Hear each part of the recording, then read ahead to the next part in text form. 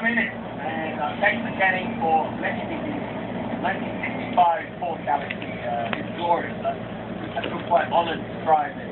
Obviously, you can't well tell, but they drive it so far, and they look like brakes. I didn't know it had brakes.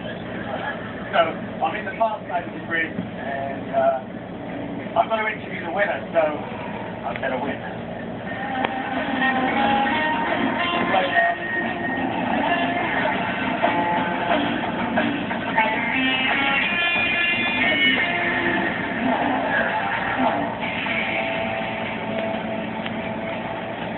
Jerry Clark in a 63 Galaxy that was driven by Dan Gurney.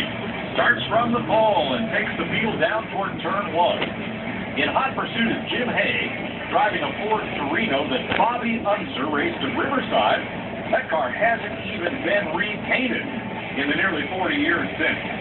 Justin Bell in third, looking for second as they crest the hill and head for the corkscrew. Down the hill, and look who's leading. Justin Bell in the Ford that Dick Hutcherson drove to runner-up in the NASCAR Championship to Ned Jarrett in 1965. Jim Haig had to look for the lead, but the rear bumper of Bell's Galaxy have gotten pretty wide. This class encompasses cars from 65 to 73. All of them have drum brakes, and not all of them stay on the road all the time. Nice try, Jim.